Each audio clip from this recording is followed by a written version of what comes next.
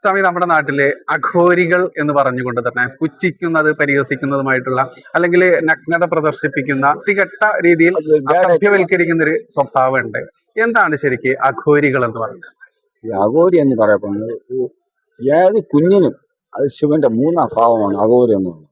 അതൊരു പൊടി കുഞ്ഞിന് പോലും ആചരിക്കാൻ വിളിക്കാൻ പറ്റിയൊരു രൂപമാണ്. അങ്ങനെ ശാന്തസ്വരൂപനാണ്. വിളിക്കുന്ന ഭക്തനെ സഹായിക്കുകയും അവർക്ക് എന്തെങ്കിലും ദുഷ്ടശക്തികളുണ്ട് അതിനെ നീക്കം ചെയ്യുക, അവരെ സംരക്ഷിക്കുന്ന ആളാണ് അഘോരി എന്ന് പറയുന്നത്. ഈ അഘോരിയെ പേരും പറഞ്ഞ് മാംസം ഭക്ഷിക്കുക, തുണിയില, അത് ഇവിടെ ഈ ഡൽഹിയിലെ കുറെ ജീവിത മാർഗത്തിന് വേണ്ടി കെട്ടി ആടുന്ന ഒരു ദുർവേഷമാണ്, പണത്തിന് വേണ്ടി. അത് കണ്ടുവെച്ച് നമ്മളെ സമൂഹത്തിലെ ആൾക്കാർ അഘോരത്തിന് ഒരു അജ്ഞതയോടെ അകറ്റി വെക്കുന്നു. ഒരിക്കലും ഒരു അഘോരിയായെന്ന് പറഞ്ഞ് മാംസം ഭക്ഷിക്കണമെന്നോ തുണിയില നടക്കണമെന്നോ ഒന്നിനും പറഞ്ഞിട്ടില്ല. പണ്ട് കാലത്ത് അഘോരിയൊക്കെ വസ്ത്രം അറിയും, ഭക്ഷണം അവർക്ക് കിട്ടാറില്ല, പണത്തിലാണ് താമസിക്കുന്നത്. അവരെ ഭക്ഷണം മൃഗങ്ങളെ വേട്ടയാടി കഴിക്കുക. ഈ മരിച്ചു പോകുന്ന പണത്തിന് ഈ ഗംഗയിൽ ഒഴുക്കി വിടുമ്പോൾ വിശപ്പ് കൊണ്ട് അവരെടുത്ത് ഭക്ഷിക്കാറുണ്ട്. മനുഷ്യന് ഏറ്റവും വലുത് വിശപ്പാണല്ലോ, അതുകൊണ്ട് ഭക്ഷിക്കാറുണ്ട്.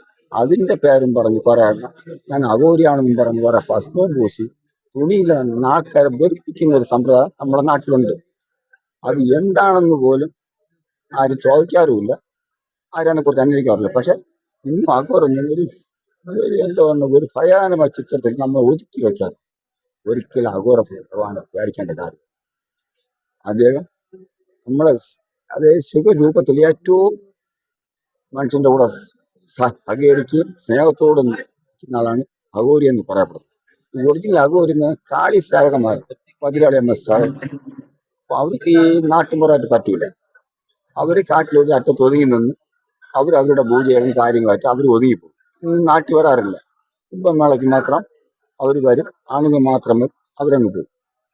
അപ്പോൾ അവരുടെ ഇടയിൽ പോകാനോ അവർ ബോധവൽക്കരണം കൊടുക്കാനോ നമ്മുടെ നാട്ടിൽ ആരുമില്ല. അത് വെച്ച് ദുർവിനയം ചെയ്ത് ആൾക്കാരുടെ ഭീതിപ്പെടുത്താൻ, ഭീതി ഉണ്ടാക്കാനും ദുഷ്ടവ്യാഖ്യാനം ഉണ്ടാക്കാനും ആൾക്കാരുണ്ട്. അതുകൊണ്ട് ഒരു ഈശ്വരനും ഒരു അഘോടയിലും ഇതിലല്ല.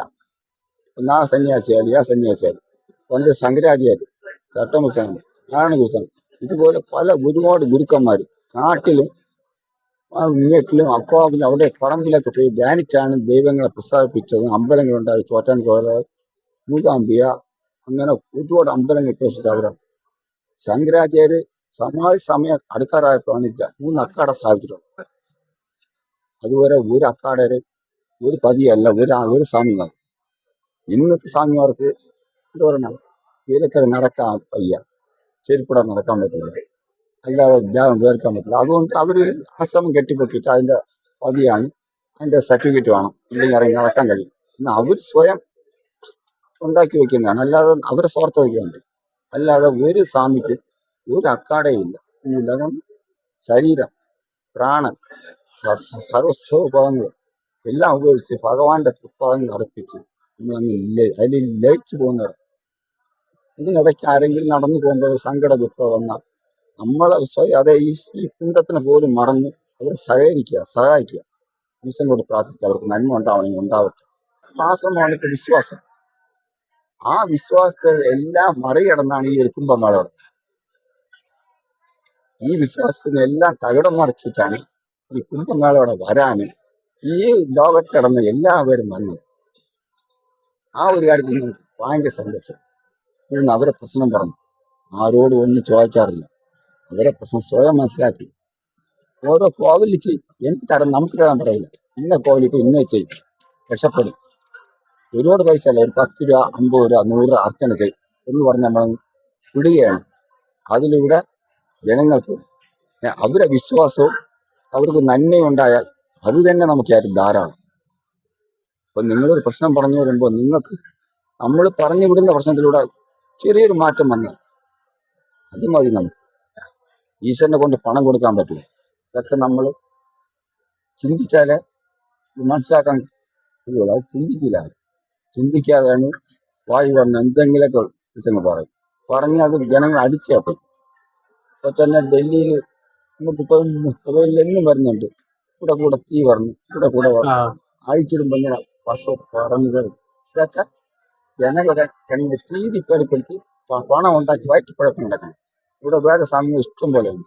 നമ്മളെ ഈ കൂട്ടത്തിലുണ്ട്, വെളിയിലുണ്ട്. സന്യാസം എന്ന് പറഞ്ഞത് സന്യാസം എന്ന് പറഞ്ഞാൽ നമ്മൾ നടന്ന് കഷ്ടപ്പെട്ട് യാതിനെ അനുഭവിച്ച് കുടിച്ചും കുടിയാതെയും വലിയ സൗമാനം സഹിച്ച് ഈശ്വരിലേക്ക് ഒഴുകി നമ്മൾ സ്വയം അറിവ് നേടിയെടുക്കുന്നതാണ് സന്യാസം എന്ന് പറയുന്നത്. അതിന് ചിലപ്പം നമ്മൾ ചിലപ്പം ആത്മഹത്യക്ക് വരെ ശ്രമിക്കാം. അത്ര കഠിന പരീക്ഷണം സഹിച്ചാണ് ഒരു സന്യാസിയായിട്ട്. അല്ല, എനിക്ക് കുറച്ച് ലക്ഷങ്ങൾ വേണം, എനിക്ക് ലക്ഷം കാറ് വേണം, കിടക്കാൻ കൊട്ടാരം വേണം, ഇതൊന്നും ഒരിക്കലും സന്യാസി യോജിച്ചതല്ല. അവൻ പ്രകൃതിയിലുള്ള സംഭവമാണ്. ഇന്ന് നമ്മളെ ചിലപ്പം പോലീസുകാർ പരീക്ഷിക്കാറുണ്ട്. ചില ജനങ്ങൾ പരീക്ഷിക്കാറില്ല. പ്രാന്ത ജോലിയാൻ മടിച്ച് ഇങ്ങനെ നടന്നതിൽ വേഷം കിട്ടി തിന്നു നടക്കും. പക്ഷെ ഇങ്ങനെ നടക്കുമ്പോൾ അറിയാം, ആഴം അറിയാത്ത കടലിൽ കാലെടുത്ത് വെക്കും പോലെ ചിലപ്പോൾ മുങ്ങി താഴാം, ചിലപ്പോൾ രക്ഷപ്പെടാം. കാഴ്ചക്ക് ജോലിക്ക് പോകണില്ല, അങ്ങനെ നടക്കുന്നവരുണ്ട്. ആ കണ്ണുകൊണ്ട് നമ്മളെ കാണും. ഇത്രയും വർഷമായി 1 രൂപ സാറ് ചായ കുടിക്കാൻ പോകും തെണ്ടിയിട്ടില്ല, അതിനുള്ള അവസരം ഈശ്വരൻ വെച്ചിട്ടുമില്ല. അപ്പോൾ നമ്മുടെ സത്യസന്ധതയും വിശ്വാസവും ഈശ്വരൻ തുണക്കി, അത് ആരെയായാലും. അതുകൊണ്ട് നമ്മൾ നിങ്ങളുടെ ഇതിൽ പറയാൻ ഒരിക്കലും ഒരു ജ്യോത്സ്യനോ മന്ത്രവാദിയോ വിശ്വസിച്ച് 1 രൂപ കൊണ്ട് കൊടുക്കാനോ ഒരു വീട്ടിൽ ആന കൊണ്ട് പോകാനോ അതിന് ഞങ്ങൾ സഹിച്ചോളാം. കോവിലിൽ പോകുക, അത് നമ്മളുടെ പ്രാർത്ഥന മണ്ഡപം, ധ്യാനിക്കാനുള്ള മണ്ഡപം. ഒരു 10 മിനിറ്റ് ധ്യാനിക്കുക, മനസ്സ് ഫ്രീയാവും, സ്വയം ചിന്തിക്കാൻ പറ്റും, ചെയ്യാൻ പറ്റും. അങ്ങനെ ചെയ്ത് പോകണമെന്നാണ് നമ്മൾ പറയുന്നത്. ഇത് ഉൾക്കൊള്ളാൻ മനസ്സുള്ള മക്കൾ ആര് കേട്ടാലും അവരത് മനസ്സിലാക്കി ചിന്തിച്ചു പോകണമെന്നാണ് നമ്മുടെ പ്രാർത്ഥനയും ആഗ്രഹവും. ഒരിക്കലും ഒരു മക്കളും ചവിക്കുഴിപ്പെടരുത്. പണത്തിന് വേണ്ടി മന്ത്രവാദിയുടെ ഒരു ജോസിന്റെ അടുത്തോ ഒരു പോറ്റിന്റെ അടുത്തോ പോവരുത്. കാരണം അവരെ പറ്റിപ്പഴക്കും പലതും പറഞ്ഞു കൊടുക്കും. ഈ പൊട്ടന്മാർ പലിശയ്ക്ക് വാങ്ങിച്ചും കടം വാങ്ങിച്ചും ചെന്ന് ചാടി കൊടുക്കും.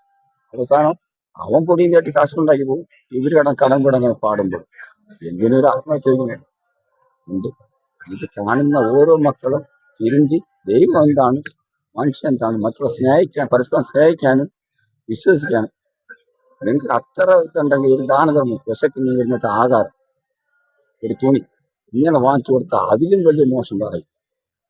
വിശക്കുന്നതിന് വരുന്ന താഴെ കൊണ്ട് വാങ്ങി ആ ഒരു വിളി നമുക്കൊരു മോശം, അതിൽ വലിയ മോശമൊന്നും കിട്ടാനില്ല. ഇതൊക്കെ ചെയ്താൽ മതി, ഒരു കുടുംബത്തിൽ ഒരു പ്രശ്നവും വരാനില്ല. തലപോണ വിഷയം വന്നാലും തരണം ചെയ്ത് പോകാൻ ഈ പ്രാർത്ഥന വരും. അതൊക്കെ നമുക്കുള്ള ആഗ്രഹം. ഈ വ്യാജ പ്രചരണമൊന്നും ആരും വിശ്വസിക്കരുത്. ഈശ്വരൻ മക്കൾക്കുള്ളതാണ് ഈശ്വരൻ. ഒരു കല്ലായാലും മുള്ളായാലും ജാതി മതം നോക്കാതെ നമ്മൾ പിടിക്കുന്ന ഏതോ, മുസ്ലിം ആയാലും ഹിന്ദു ആയാലും ക്രിസ്ത്യൻ, പിടിക്കുന്ന ഈശ്വരനെ മുറിവ് പിടിച്ചാൽ ഒരിക്കലും ആപത്ത് വരും. ഈശ്വരൻ കൂടെ നിൽക്കും. ഓ ഈശ്വരൻ.